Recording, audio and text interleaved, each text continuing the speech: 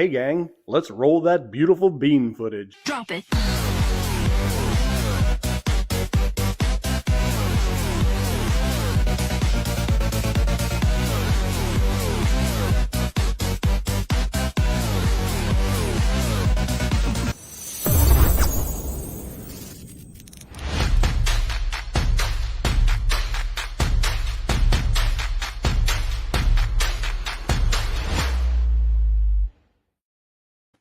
Happy mild winter to all of you out there in the intranet world. Jason Schultz here, host of Be Loyal to Your Soil podcast, brought to you by Holganix Midwest. We got with us tonight Nathan Wells, a farmer, a grower from Centerville, Iowa, and Terry Hoenig.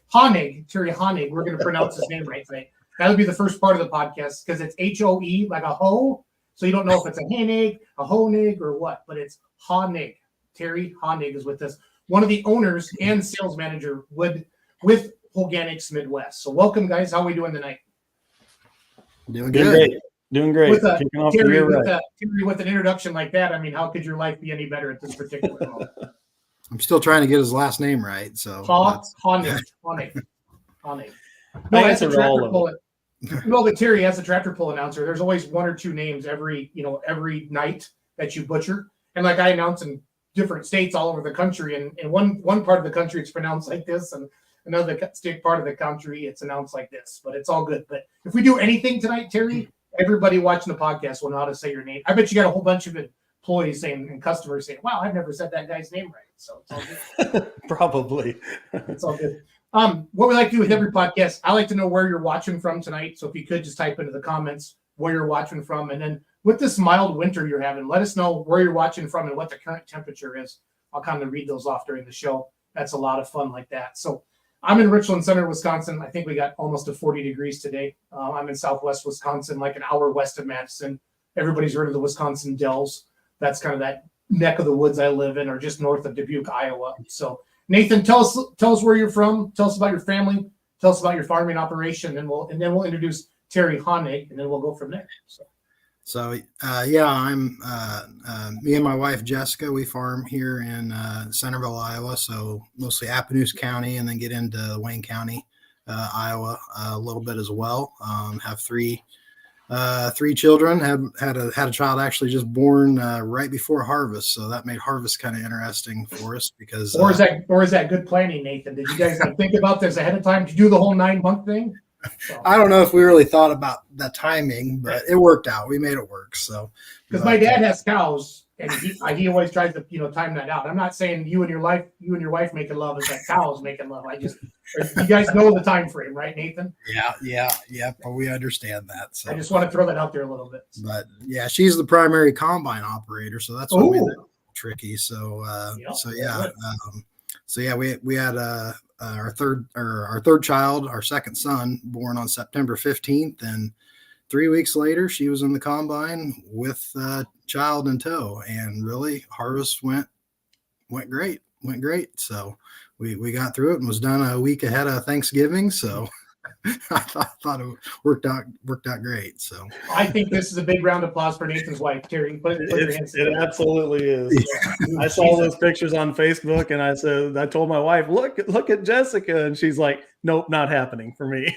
Not happening. We're still trying to figure out how to get a bassinet to have like a diesel engine hum and just that slight vibration so that he sleeps better. But he's been doing good.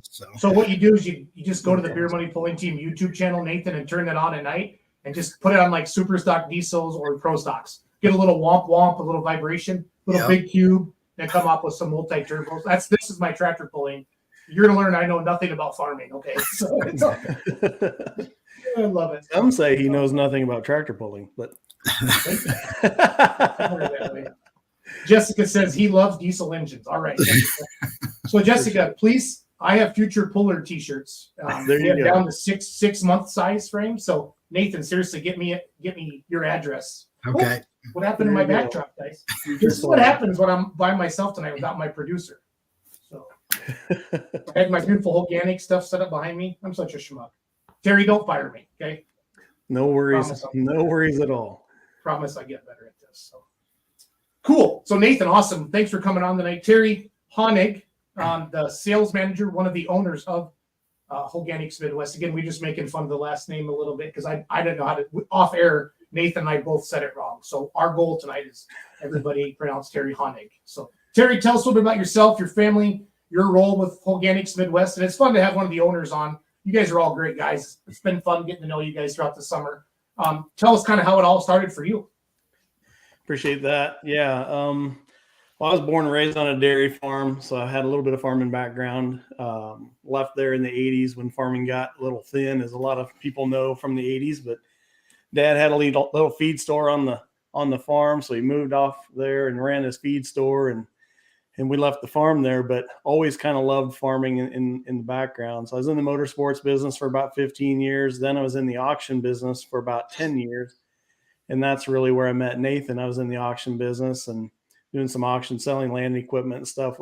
Did some stuff with Nathan there and met him and his family. He really enjoyed getting to know them. When I came on board with Holganix, I kind of was involved in Holganix while I was in the auction business a little bit.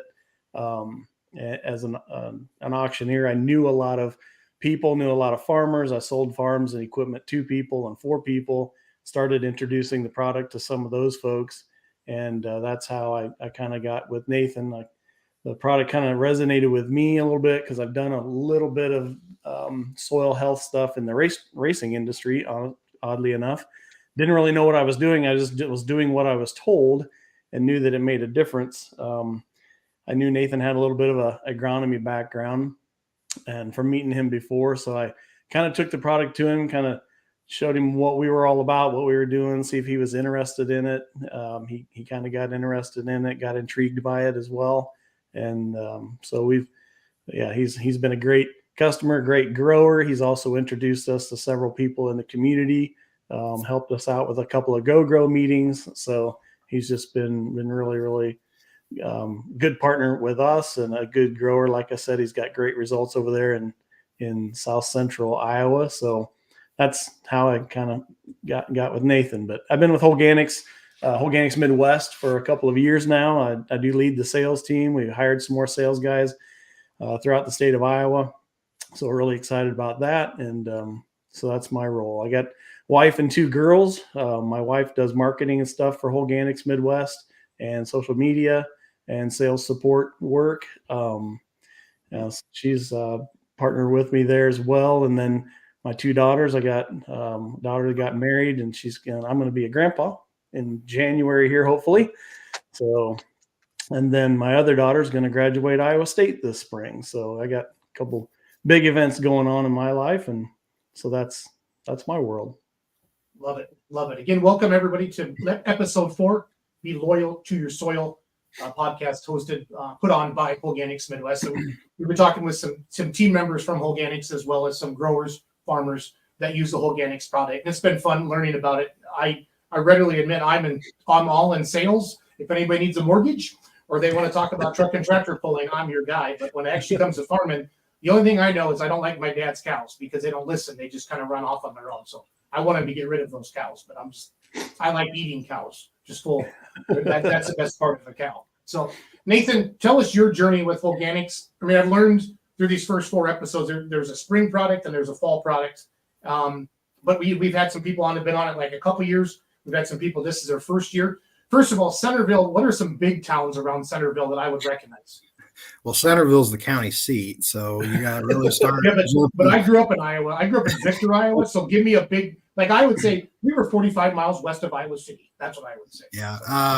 So Ottumwa, do you know where Ottumwa is? Oh, yeah. Okay, so we would be west of Ottumwa. So okay. We're right on the very bottom row of counties in Iowa, right smack dab in the center. So okay, so is that good dirt? Is that because I've learned there's good dirt and there's okay dirt? What the gentleman 2 weeks ago, he had a funny way of saying it. I forgot. I should have wrote it down.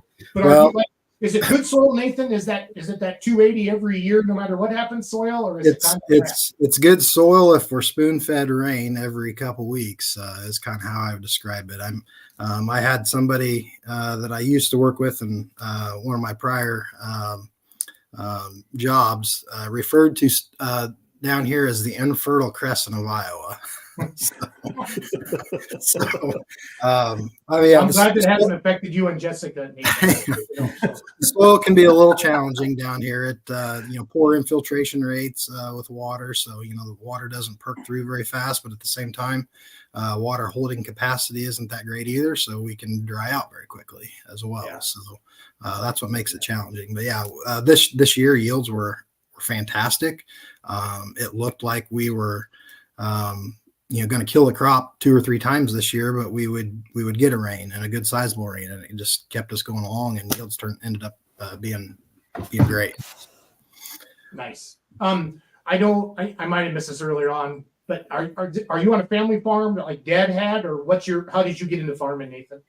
So I grew up on the farm, but went off to college. Then where'd you go to school? So high school, Seymour, which Okay. is another town very close, very small town close to here. But then went to Simpson College. Yeah. In Iowa. Yep. Yeah. Played football 4 years there. So What position? I was a lineman. So Okay. Offensive though, right? Offensive lineman. I could tell. Yeah. Because you're smart. We always picked on a defensive lineman and said, you just have to go get the guy with the football. What movie is that? Go tackle the football. So especially the center, you got to be smarter yet, right? Yeah, you do. Got to point all those reads out and stuff like that. But after college, ended up working for a trucking company for 2 years. We're sitting in cubicle world and decided that was not for me. Okay. And then ended up getting a job with an ag co-op and basically worked ag retail for 6 years. And then after that, I was able to get a job with a chemical company covering the entire southeast corner of the state of Iowa. So with BASF. And I did that for about 6 years. And then in 2020, my dad had actually passed away. And so that required a lot more of my time. And I tried to do both for a year, and it was just too much. So yeah, I'm been full-time farming since 21. So your wife, Jessica, did she grow up on a farm, or is farming new to her? She grew up on a farm as well. Her farming experience is more cattle focused, but Okay. But yeah, we're both grew up on the farm. So just trying to. How'd you meet your beautiful wife? I need to know this. This is good stuff here. She's gonna kill me if I tell this story. Probably. No, it's nobody. Hey, nobody. It was her homemade butter, wasn't it? Yeah. Her and the kids made homemade butter yesterday. Awesome. No, she was actually working for a local ag retailer here in the area, but selling feed, cattle feed and stuff. So, but Okay. I happened to come in one day, and after that, she came after me. So she called me. And Love it, Nathan. I love it. So. She is watching, and she's probably like in the other room in the house, right? If I'm assuming. No, she actually had to take the kids somewhere, but yeah, she must have been watching on her phone or something. Safely in the car with the Yeah. If there's a knock at my door here, I might have to mute or her here. Also the power goes out or something like that, Nathan. we know that she's on to you. We know that she's on to you. No, that's cool. All right, so sorry to hear about your dad. My dad's my best friend in the whole world, and that would suck. So yeah. So Dad, if you're watching, I need you to lose some weight because you're fat. So up on that. And he's going to be driving my new tractor this summer, so I need him. We want to have more front end weight, Nathan, if you know what I'm saying. So yeah. So with that, go ahead, keep going. You kind of asked about how I got involved with Holganix here a little bit. Yeah. So, with my background, I've seen a lot of products. I've pushed a lot of products and stuff too. I was big on fungicide and everything too with my prior life, and yeah. So when Terry came to me, I kind of initially my snake oil flag kind of went up initially,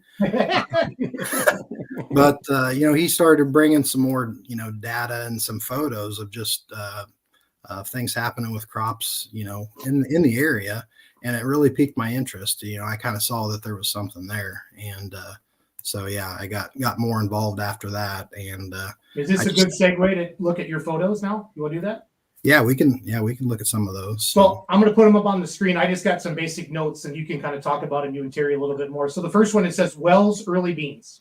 So Yep. So this, I would have planted these soybeans, I believe around May 20th, but this was probably 7-8 days later. The beans, came out of the ground, but the beans on the right were what would have had a Holganix applied about 3 days after they were planted. So it was applied. So the spring product then? It was Bio 800, the spring product. So I sprayed it over the top with the pre-emerge herbicide application. So, but yeah, I'm all about going out in fields and digging up and looking at roots. That's kind of something I've always done anyway. But so yeah, when I started seeing this, I found it very interesting. And another farmer down the road that I had helped, who we had sold some of this product to as well, I went and showed him, and lo and behold, he had some soybeans in the back of his side by side showing the same thing. So that was just really neat to see there early in the season like that. So Nathan, is this your first year on Holganix, or? This was my first year of using it on our farm. Yep. So okay. Wow. last year when Terry, talked to me, was kind of after, we already had crop in the ground basically. So I wasn't able to get it on. So sounds good. The next I have up says Wells Nodules. Yep. So this would be from the same area that those first pictures were took, but just later in the season.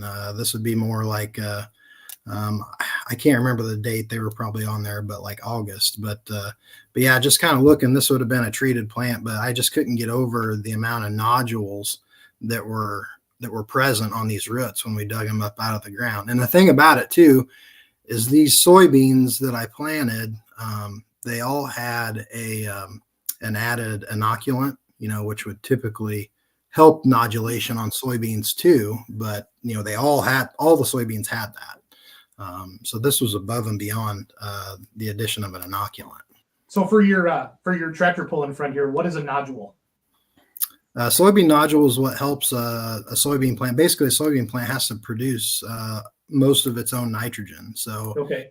So a nodule, those nodules are the mechanism that basically does that. So, and a soybean plant uses a lot of nitrogen, actually more nitrogen than what corn does, but wow. They get a lot of that by producing it themselves. So good stuff. I feel a little smarter. The root on that thing's amazing. Almost looks like a damn tree. So yeah, I was impressed. I've been seeing pictures every week of the, with Holganix, the Bio 800 and without. And that seems to be, that's really one of the main things I'm seeing is the roots, and that it gets explained to me that that's good for everything, obviously. Yeah, the taproot part's impressive, and then even just the lateral branching of the roots. Normally, when I pulled stuff out of the ground, you just don't see them that robust. I'd say soybean cyst nematode's a big yield robber for us, and that's kind of a silent killer of soybeans a little bit. And they attack roots, but it's not like you're going to see areas your field showing stress necessarily unless they're really bad from that. But I almost kind of wonder if that isn't what's going on there a little bit, is a little control on some soybean cyst nematode, which I believe Holganix has some activity on. So now, did you do the strip testing like some of the other farmers have done, like next side by side, or did you just do a whole field and you knew, or how did you test? I had basically a 70-acre field that I left a split in. Basically. Okay. So cool. Saw about 6 to 8 bushel, and that same farmer that I talked about that had the similar roots just down the road, that's what he saw too. Okay. So that's about what we were seeing on soybeans, was, I would say, in that 6 to 8 bushel this year anyway. So on first year application too. So that's good to know as well, because I've been told from some people that had it on 2 or 3 years, it just gets better and better. Yep. Here is Wells bean roots. So yep, that would have been from the same area. That was just taking 2 plants and we threw them on the board there so that you could really see that difference in roots. And then we got to looking at even some of the lower branches, and then you can see pods there too. But the plants were just quite a bit more robust and healthier. The main stem was bigger as well, as you can see there in those plants. So just everything on them was looking very good. Absolutely. And then Dawn's checking in from Neenah, Wisconsin. And your wife commented still am. I don't know if like she's still chasing you, or I'm not 100% sure what she meant. We'll go with that. That sounds good. So. I feel like that's the right thing to say, don't you? All right. So I also have let's see here, Wells bean plant. Yeah, that was just another shot we took from farther back, just to really just kind of show the bigger mass of the whole plant. You can just see that there's more branches, more leaves on those plants as well. So you got a bigger factory there for producing yield, producing beans. So, and thing about it, I kind of told you, I worked for BSF prior, so I was really big on fungicide application, and I took a chance this year going against my religion is what I told Terry. And I did not spray any fungicide this year. So just trying to see what Holganix would do on its own. So, yeah, that's how I treat it. The fact that you came onto the podcast willingly, not kicking and screaming, I would say that you repented and life is good. Would be my guess here. Yep. Yeah. I had a really good bean crop. So good deal. And then the last picture I got submitted, it says Wells corn. So yeah, I had another farm that that I left some strips on corn as well. And yeah, when we were looking, pulling ears on the side by side as well, it looked like the corn was, definitely showing some improvement as well. Again, we went through a lot of stress this year, but yeah, those plants were definitely showing. The other thing we did too when we were out there is we did some soil tests. And now Terry, I can't remember what that soil test was called, where basically we were showing the difference in the bacteria and fungi. Yep. Trent did the microbiometer test with you. Yeah. Yep. So that was kind of eye-opening too. I mean, that's kind of what we thought would happen, but to see that verify on that test too was very impressive too. So right. So what we were testing there was the overall microbial life in your soil, micrograms of carbon per gram of soil, and then the ratio of bacteria to fungi, which, we like to see that ratio 1-to-1 or 50-50 fungi bacteria. I don't know what you started out at, Nathan. I can't remember, but we moved the needle on both overall life and the it was very low on the fungi. Yeah, I could probably try and search for that test here, but it was very low on the fungi, but it really balanced. It wasn't quite 50-50, but it might have been like a 60-40 or something. Yep. So it was on the Starchovich farm. Yep. 95% bacteria, 5% fungi. And we moved it with one application to 67% bacteria, 33% fungi. So yeah, definitely moved the needle there. So and that's fun. That's fun to go out in the field, pull roots. You're going to see good things when you wake the soil up, bring life to the soil, and that's what I really enjoy about it, is going out and seeing that stuff with the growers. So. Love it. Again, we're just doing episode 4 of Be Loyal to Your Soil, brought to you by Holganix Midwest. We have Terry Hoenig, sales manager, one of the owners of Holganix Midwest. Nathan Wells, a farmer grower from Centerville, Iowa, been talking about what he's seen. This is his first year using it. And what's been fun about this podcast, guys, I think if anybody sees this, they're going to try it. It'd be crazy not to as a farmer. I mean, the one question Terry, I've been wanting to ask is, I know it's I think it's $15 for the spring product, 20 for the fall, or the other way around. The other way around. Yep. What can I eliminate something now that I have a Holganix product and save some of that money, or how does that work? What we really encourage growers to do is to try to find that $20 in the spring in their application somewhere, in a nitrogen source, in a P&K source, to try to find that $20 of value so that they're break even the day they put it down. Gotcha. And most of our soils have forced growers to over fertilize their crops anyway. They're putting a lot of nutrients down, a lot of synthetic fertilizers, that a lot of it gets locked up the day they put it down. More keeps going in the bank. These microbes will help break some of that loose out of the bank. So we just encourage guys to look at their NP and K most of the time to try to find that $20. to try Holganix. Then as they move, they'll get more comfortable being able to get that fertilizer program realigned a little bit better with the healthier soils and that. So that's kind of how we approach it. But some guys add it to the top. I've been hearing NP and K a lot. What does that stand for from you guys? Nitrogen, potassium, phosphorus, Okay. and Nathan can speak to a little bit more of that. Tell me how you looked at your NP and K program when you did it. Well, on my dry fertilizer program, I really didn't change a whole lot this first year, other than I did on the corn. I did use a little bit less nitrogen this year.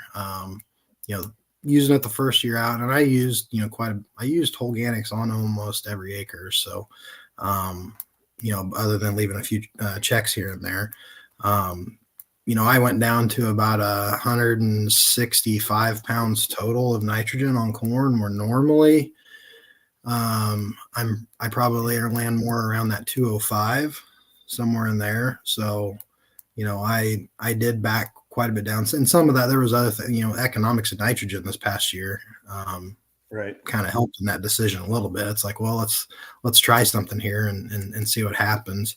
And, I never had my crop was never starved, showing any type of deficiency for nitrogen or anything. I don't know that any more would have paid me or not, because I didn't really, I should have left some more checks of nitrogen out there to but nitrogen is such a moving factor. I mean, and as dry as this year was, I can't imagine applying much more this year would have really helped me anyway, in this year. But like I said, I did scale nitrogen back, and I came out with a very good crop for our standards down here. So no, that's really honestly what I've been wondering. And like, again, this is episode 4 for me. I've been hearing kind of the same story. Terry, you said it's locked in. Like, what do you mean? It's just a bunch of fertilizer that hasn't, like, it's dried. It's just sitting there, like a bunch of mosquitoes waiting for a rain, or what? Well, is that what you mean by that? I mean, when they apply fertilizers, especially P and K, other nutrients, they can get locked up in the soil. They can bond themselves to other types of molecules, and form with those molecules and not be able to get to the plant, so they're unavailable for the plant to consume as food. And these microbes will help release some of those nutrients, will break that bond, like potassium to a calcium molecule. It'll help release the two of those back apart and make that available to the plant. I am not an agronomist, so I'll tell you that up front. But no, that's great. You are the sales manager. You're like me. Making more of those nutrients more available, plus breaking loose some of what they call the organic nitrogen, organic P and K that are in your soil already, moving that to an available form to the plant. So, Nathan, how did he do as a farmer? Did he do okay there? Not too bad. Not too bad. So. No, because that's true. At least. I mean, phosphorus, when you apply, if I go and apply 100 pounds of phosphorus for, say this fall for this next year's crop, I'm really probably next year's crop is only going to get 20% of that. Maybe the rest of that is going into basically soil solution, and then in a form that's unavailable for the plant to take up. So, the soil biology is what helps in moving some of that portion that's available or unavailable, moving that unavailable portion into a form that's available for the plant to take. So, so I believe that's kind of what Terry was trying to get at with. That's what I tried to say. That's exactly right. No, it's funny, Nathan, because we had Terry and Brian come on earlier. We did the Outlaw podcast. We were talking about turbos, but it was so funny with these guys, and they were like, "Don't do that to us." It's so funny. I love it. I was at the Outlaw banquet. Oh, I'm sorry. What were you going to say? No, hell, we talk on top of each other all the time in this podcast. I was at the Outlaw banquet when Nathan called me, and we were talking about soil the other day and the tilth of the soil. And Nathan's like, how do I tell this story? How do you take a picture of how these soils change and what it feels like? But he called me. I was at the Outlaw banquet. I remember, and he said, Were you sober, my Terry? grain, Were you sober? slightly, I was more sober Slightly than sober. you. Yeah, okay. Which isn't What time did he call you? Anyway, he said my grain Wow. cart operator got out of the grain cart because they thought they had like a low tire or a squishy tire because the ground was kind of soft and they felt the soil. So talk to us a little bit, Nathan, about what you're seeing on the actual feeling, the compaction of the soil. Maybe you could tell a little bit about that. That intrigued me. Yeah, and that's so. Yeah, I was telling Terry, I was like, I'm seeing some very positive benefits, or some of the negative attributes of our soil. It seemed like they're changing, but I was like, I don't know how you show that to somebody without like, hey, dragging everybody out in your field and really showing them. Field trip, Nathan. Field trip. But I told him that my grain cart driver just, he just thought that we were, it was super dry this fall, but he's just like, man, this ground's so mellow. And it looks like it, just rained 2 inches with the imprint that the cart's leaving and everything. But, you go and kick the soil around and it just breaks apart in your finger and everything. And this, he didn't know anything about what I had put on, Holganix or anything. He's just out there digging around and, kind of noticing from that end. So like something's up. So yeah, I, definitely from the soil tilth perspective, something changed. And, our soils should be, normally when we're this dry, they should be darn near like concrete, like a pavement, out there really. And yeah, they were just crumbly. They had moisture in them still too. That's what was crazy. We should have been bone dry, but they still acted like they were just tilthy and had a little moisture to it, almost like perfect planting conditions. And here it was, in the fall, so in pretty much a drought. So Right. So yeah, and that's something I would encourage if somebody does try this, like you need to get out to, the best way to see if your soil is changing, you gotta have a baseline. You need to, most guys know what their soil is like now. Yep. And you need to kind of watch and see if, things evolve for you. And that's what I've noticed is the soil is just evolved and is doing things that I didn't think it should be doing. So any farmer that I've talked to, whether you consider them a bad farmer or a good farmer, I think the bad farmers stay at the bar too much during harvest and the planting season instead in the summer when they should be in the bar in the winter. But that's my definition of a good farmer, bad farmer, by the way, as a sales guy. But Nathan, I feel like everybody knows that baseline, like you're talking about. Yeah. Like my dad, he's been farming for a long time, and like he's so boring. We just drive down country roads and we look to see how straight the rows are planted. That's where we're at in our relationship now. So he's going to be putting some Holganix on the spring for the first time. So I'm excited for that for him. But he's in tune. He's in tune with the soil. He's like talking to you, and that's what really makes this enjoyable. That you break it down for us, just simple folk, honestly, Nathan, and what the product does. And that's why I'm really excited about endorsing it, getting behind it, being part of the podcast, and being part of the Outlaw Truck and Tractor Pulling Association, and talking confidently and having people like you come on, Nathan, do this. That's what makes it good. So what was, this is, I hear snake oil every week. If I was a farmer, I'd get it. The gentlemen who work on my pulling tractors, they're farmers, and you'll be in the shop, doing stuff on your tractor, and about every 2 hours, there's times of year, oh, so-and-so's here, and shut the lights off quick. I don't want to think I'm here, and shit like that. So we always giggle and stuff. But, you knew Terry, so you had a relationship. But were there any farmers around you using Holganix, or did Terry just wear you down finally, or how did it all start? No, I said I only sell the good snake oil. Okay, that's well said. Well, I'm pretty sure I want to say that Terry, you called me like the year prior in the spring or fall or something, and I was just like, you really didn't have much to show at that time either, I don't think.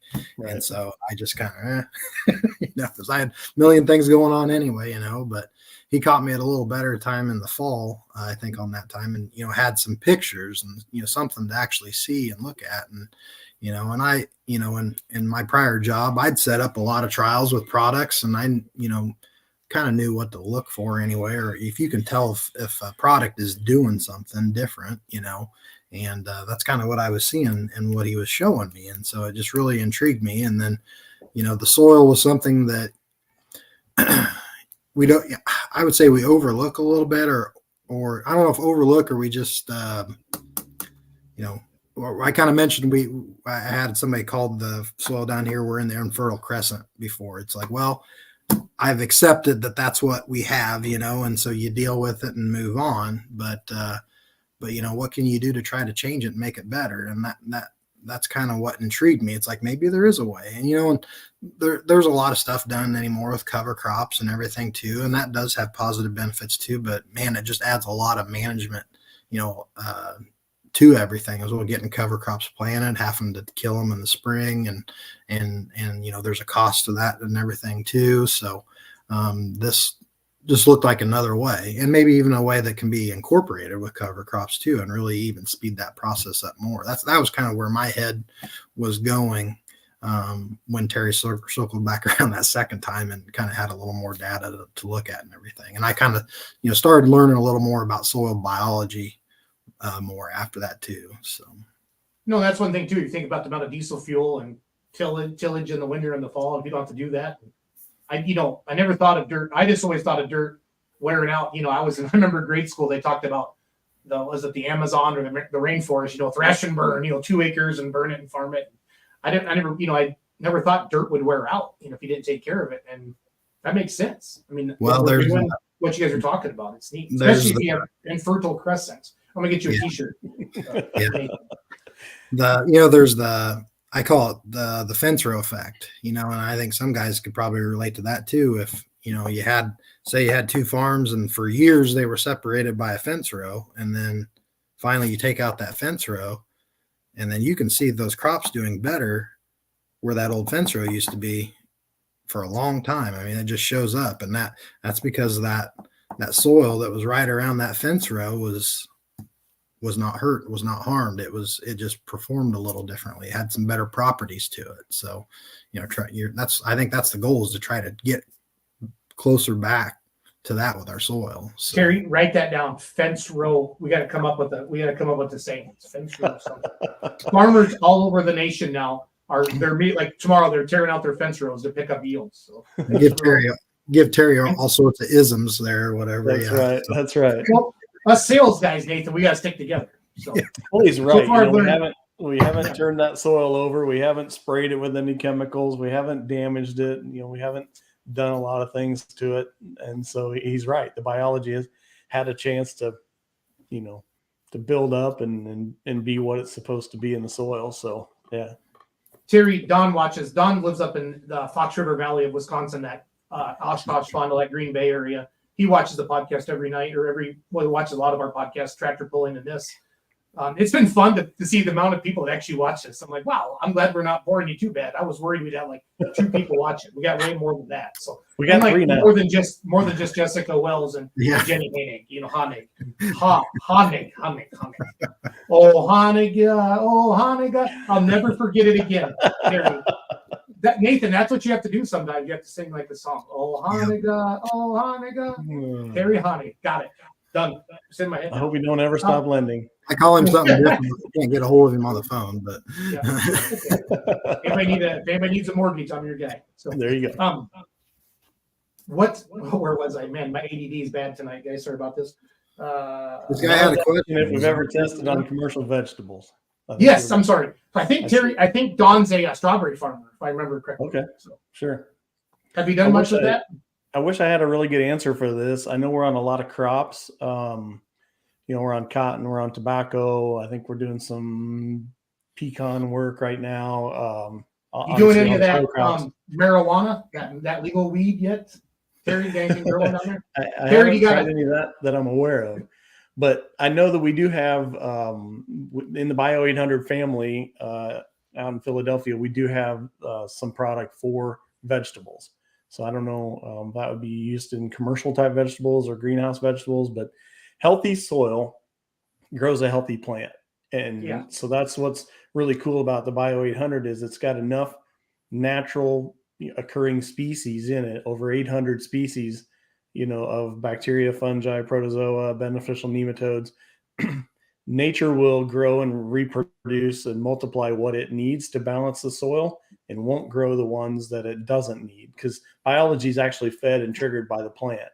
So it works on, our company was born in the turf industry. So it works on grass. It works on a lot of things, because all you're doing is you're working on the soil. And, just think about strawberries. Good soil, strawberries will grow better in good soil than they will in, hard clay, So, healthy soil grows a healthy plant. So I'm taking notes tonight, guys. you are. One of the Okay. other things I But we noticed- do have a product that is a little bit different blend of the microbes for vegetables. I'm just not familiar with it. We don't sell that out of the Midwest office, but we do have some available. If they'd like to message me or something, I'd definitely get them in touch with the guys out there. So Yeah, Dawn send me a message on Facebook. I'll get you Gary's number. We'll get that done. So for sure. Somebody was sending they must know Sarah and Brian. Sarah and Brian, send me some free samples in North Carolina. We poor farmers down here. So, and dynamite Tinder. Must be either somebody got into the bottle of wine early or they're just having fun. I'm not sure. Or both. What the hell? Or both. It's still Both the are holiday allowed. season. So That's right. I agree. Julie is checking in. We had people tell us that we did try it in vegetables and they were sweeter because we raised the bricks count. All right. So what's bricks count, fellers? Tell me what that means in English. Anybody know? Bricks counts the sugar content. Okay. So, makes sweet corn sweeter, vegetables, tomatoes taste better.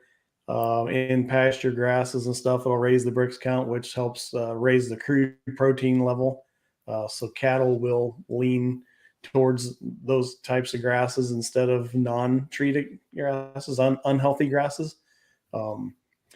But in beans, soybeans, we've seen where the bricks count works in our favor from the aspect of bugs. So bugs and insects don't like a sugary plant. So if you're raising a healthier, higher bricks count type plant, the bugs they tend to lean towards an unhealthier plant if there's that option. So we do see reduced weed pressure and reduced insect pressure in our healthier soils. So That sounds like a good sales guy, Wells. That's well done. Well done, Terry. It's the truth. I mean, that's I like it. That's what's. No, I mean, you said it with a straight face. I mean, that's legit. Yeah. We're testing it. Nate and I got some money on the side. Madison Moorfeld says that he has must be the North Carolina people have plenty of money. Yeah, that's for you, Tindos, Dynamite Tyndall. They're all chiming in. Obviously, they didn't have to. Obviously, Ken did not have to verify his Facebook name like I did. I had to send in my driver's license to make sure I was the real Jason Schultz. So it's all good.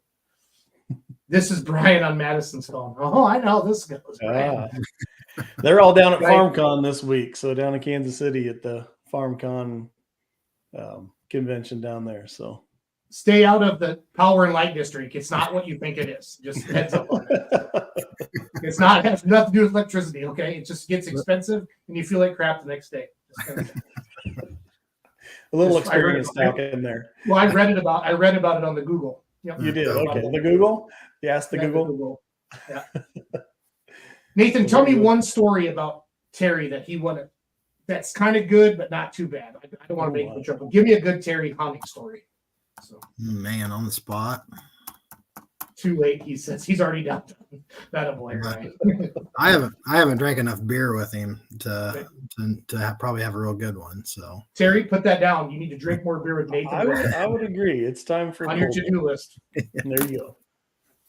See Nathan. Terry's a podcast pro. He did this with us at the Iowa State Fair on Tuesday night, so it's all good. Yeah, in the pit area. Yeah, we sat right out there next to the Todd and Julie's trailer, the Holganix trailer, and we had a good time there. Well, guess what? He didn't call me on that one, so. Yeah, Centerville, how close are you to Des Moines? That's a good hour and a half. Ain't bad. Yeah, it's not too bad. So Terry, we got to get him up there. So that's right. And now they're saying, put that beer down, Brian. You've had too many. Not at 6:45 in Kansas City. That's right. He probably didn't start till noon. What is this FarmCon thing that they're at? Like a big bunch of farmers get together and hug and stuff, or what, Terry? Yeah, big convention where they come in. Farmers go there they'll usually have some keynote speakers, learn about different topics. It's a big gathering of folks. I don't know. There's 600-700 people that go there. We set Where up do they have it at? You'd have to ask me that. Kansas City. Yep. Okay. That's just a small suburb. hour and life. They fixed 35 yet between Des Moines and Kansas City? Because that is a bumpy road in the semi on the way to Tractor Post. I'm just telling you that. Did they fix that at all, or is it still bad? Been a Anybody, while since I drove it. somebody let me know if they fix the potholes yet in Missouri. They're bad. They got plenty to fix in Iowa too. So I know, but I just got that's Missouri too much. can't build a straight road. They just follow the wagon trails. So This is true. Looky, here we go. there's the combine operator right there. There you are. I love it. What's his name? Lowry. Yep, Lowry. Like the salt? Yes, Like the salt, that is exactly. exactly right. I like how we're you gonna said, get- what's his Nathan, name? We're And gonna get him some beer money. We're gonna get him some beer money gear. All right, that works. I got your email, so I'll ask for your address. He's happy now. He screamed all the way home. So Jessica, tell us a good Nathan story, please. So, You got to hear the other. How do I do on that? So you left out what you like to tell everybody, so that was nice. I did. don't know. He's probably got more stories on me than anything. I've always made a fool of myself more than he has. That's true. So that's good. At least you're I good want at to it. know how the butter turned out. It was delicious. it is good. Did you do salted or unsalted? Unsalted, because I use that. I need unsalted when I bake. Okay. What butterfat did you try to get to? I don't know. I just whipped heavy cream down until it separated. So in my previous life, I ran my in-laws creamery from 2007 to 2016, and then we sold it to Land O'Lakes. And then my father-in-law doesn't need to worry about money anymore, so I had to go get a real job. But I made a lot of butter. If you guys ever, That's why See- you're into pulling tractors, huh? that's right. That's right. My father-in-law, though, he never wanted to sponsor a pulling tractor. He just said he goes, I don't want nothing to do with that silly thing. But if you guys ever see the hand-rolled butter in the store in the parchment paper, I Yeah. started that. That. Really? Yeah, because in my world, I'm in sales. I want a little sizzle with the steak, right? So I go call on customers, big, people buying 55-pound blocks or quarter sticks or 1 pounders. And be like, what's your price? It was just, what's your price? Because we either got salted or we got unsalted. And I'm like, this sucks. Because in Wisconsin, a cheese guy there's a guy, Sid Valley over at Car Valley Cheese, like 20 miles from here. We bought his cream. They could come up with some crazy name and get $15 a pound, right? And I was just like, what do you got, salted or unsalted? So we did some research, and we're in Amish country, and we did an Amish country hand-rolled butter. I took it to trade shows up and down the West Coast, and people would come up. I'd have crackers out, and they'd eat it thinking it was cheese, and it was so because just because what the Holganix product does, it breaks it down. The more the butter fat, the more the less you beat it up and run it through pipes and stuff like that, it's going to have more butter fat. It's going to taste. I always said it was a butter with taste, right? And so we took it right from the churn and we hand rolled it on tables. Now the company's selling 1 million pounds a month of it. It's so funny. And my father-in-law said, "You're so crazy. That's never going to happen." So when you hand make butter hand roll butter like that or hand do it, that's the best because it truly is. It's unadulterated. Well, I got to get all the buttermilk out of it because I want to freeze it. And if you Yep. leave buttermilk in it, it's not going to freeze up very good. It'll fall funky. We sold our buttermilk to like the ice cream people, like Wells, and then there was some, like if we had some whey cream, like a whey cream run, we would sell it to like a local, like a cow feeder or a pig feeder or something like that. Oh, But yeah. The good A stuff went out to like Wells and different things like that. But we bought cream in, the butter fat, we'd come in, I would say 40%, 30 to 35 to 40% butter fat in a silo. Then we churn it up to 80 to 82, depends upon like a European style butter is like an 82, 83%. But everything you see in the store by law has to be 80% butter fat. Really? Yep. Well, I got me some That's fresh something milk I today, actually know what I'm so- talking about. So Well, I got me some fresh milk today, so I'm going to try that. That's going to be better butter than the store-bought heavy whipping cream. So let's see what he got. I got it. I'll leave Got it. You want to see the baby? Okay. Nice to meet you. Nice to meet you too. This is William Lumberg. He's from Bowling Green, Ohio. He likes to party, so he always comes in with his beer emojis. So Nathan, what is your adult beverage of choice? As a friend of yours, I want to know this now. So Usually a whiskey and Coke type of guy. So ooh, you're my boy, Blue. What kind of whiskey are we talking here? Crown. I do like the Cedar Ridge whiskey though too. That's made there in Swisher, Iowa. Yep. So I do like that Cedar Ridge bourbon. So No, I've been switching it up too as well. My dad's cheap, and he makes me drink Black Velvet when I'm down there. So If I it's would bring a beer, it's bottle. usually Busch Light. That's just kind of that's the Southern Iowa staple right there. Yeah, So. you are a tractor puller's friend. I like you already. Terry, you taking notes? Terry Hoenig, I'm Crown taking Royal? notes. Taking Busch notes Light. for sure. Do you have a shop we can sit in and play like hard rock music from the 80s and 90s? I Oh, do yeah. not yet. That's on my list of things to do. So. Okay. Well, we're gonna come pick you up, Nathan. Okay. And just get some mix of whiskey and Coke and just look and see how straight your rows are. That's okay with me. Yep. After how many whiskeys? It all depends. I did buy a Tesla, guys, and it drives itself. I did not buy one because I voted for Joe Biden because I did not vote for Joe Biden. I don't believe in electric cars. I bought one because I go like this, click, click, and it drives me to my destination. I look at my phone a lot. I look at my phone a lot in my car. I feel safer with my Tesla, but I catch a lot of crap because there's not a lot of Teslas up here in southern Wisconsin. So, but I have a diesel tractor that burns about 6 gallons of diesel fuel in about 13 seconds. So that's my carbon footprint there. Right? There you go. I want to throw that out there. No, I get a lot of stares. I bet you do. Oh man. I had a kid yesterday. I was up in Broca on my way to the office up in Westby, and he pulled up next to me and kind of joking. I said, "Do you want to race?" He goes, "Yeah." I smoked him. I went up to the drag strip this fall when I got it. One of my friends has a Dodge Challenger. You guys are so heavy, all the batteries are on the bottom, and they just launch. I ran 11-second quarter mile, an electric car. Just stock. So they boogie. Do they have a charging station at the end of that strip? They don't. I can get 300 in the summer. I can get charge it up to get 330 back. miles. I can get 330 miles in the summer on a charge.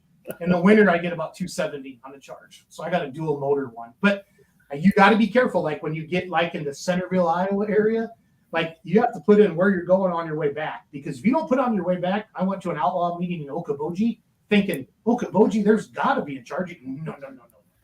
I think there actually is. We're up there. I think there actually is some charging stations in Centerville. So are they Tesla ones or are they just the slow ones? I couldn't tell you that. Obviously, I've never used them, so right. I value diesel and burning it down the road, I guess. So, but no, the Tesla chargers, the superchargers, guys, 15-20 minutes, and you're rolling again.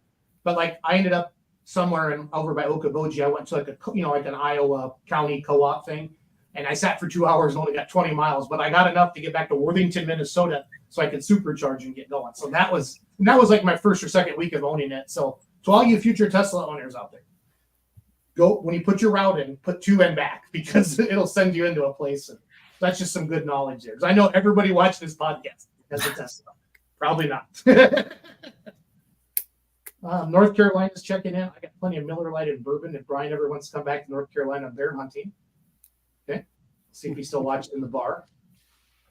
Your beautiful wife says, "Hey, they have a charging station on the square in Centerville." That's what I was thinking. Yeah, I just couldn't remember if they were Tesla ones or not. So yeah, it's right next to the payphone booth. Oh shoot! There is one in Rockwell, Iowa too. I saw one after the tractor pull this summer. Linda Hoenig says, Harry says, get more crop in a crooked road. The baby is a cutie. Terry needs to hold him and get in practice. Well, that must be your mom. That's my mother. My dad always did say you could get more crop in a crooked row.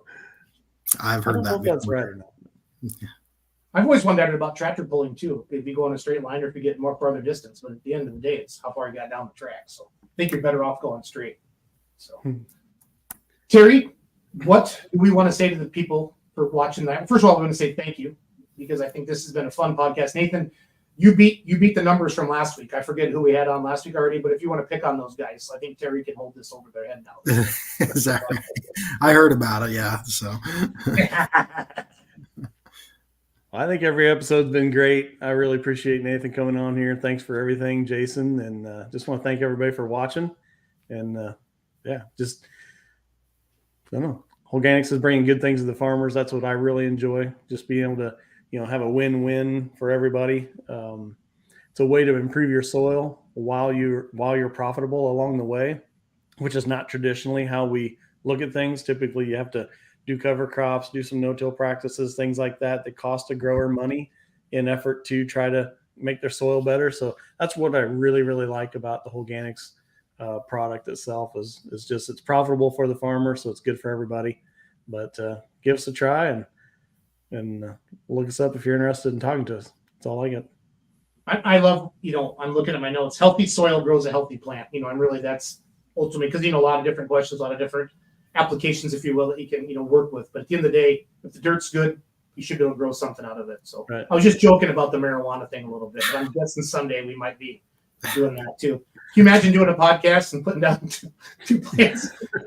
Oh, I sometimes, Terry, you got to put a filter on me. That's all I'm going to say. Yeah, Nathan, did you learn anything tonight? Seriously, is this? I love having you on because I think this gives the show credibility. Otherwise, it's just Terry and his snake oil. His good snake oil, but it's still snake oil. But if I'm a farmer and I've never heard of Holganix, or a lot more people are starting to hear about it, obviously because of the success stories, because of the awesome social media team there at Holganix Midwest, aka Jenny, that'd be Terry's wife. That was for you, Terry. I hope that works out for you later. A good compliment. But your mom's watching. Sorry, Linda. I didn't mean to say that. But no, seriously, Nathan, was anything that you kind of took for this night, or did it make you think of something? Or I thought I was teaching Terry more than he was teaching me. But no, that's without a doubt. I would agree. That's why I had him on. I just definitely, I think guys should have an open mind and, give it a try. And like I said, it's one of those things you definitely need to watch it throughout the year. Know where you put it and keep an eye on it and, make a believer out of yourself. And, most guys know how their soils perform today. They know what to expect. But if you start seeing some changes, in a positive direction, like I said, that's what's really impressed me about it. And there was some things that, those guys told me. I'm like, well, how does that work? I'll believe it when I see it. Well, there's a lot of the things that have happened. I've seen it and now I believe it. There was one thing I was going to say about, I was digging some corn plants out of the ground early in the season. And that's something I do. I'm probably weird in that respect. I go out and look at crops in detail and dig roots out of the ground and see how things are going below ground. But spade was shoving in the ground way easier than what it should be in our soils. That's something they had kind of said in, a lot of the presentations, but it's like, okay, I'll believe it when I see it. Well, I saw it, and not just once. It was all through the season. So it's worth a try. Have an open mind and yeah. I love it. Nathan, congratulations on the new baby and Thank you. And your combine operator. That's pretty awesome. Terry, thanks for coming on tonight. Thank you, everybody. We've enjoyed episode 4 of Be Loyal to Your Soil with Terry Hoenig and Nathan Wells. Have a good night, everybody. Talk to you soon. Good night. Thank you. Hey, gang, let's roll that beautiful bean footage. Drop it.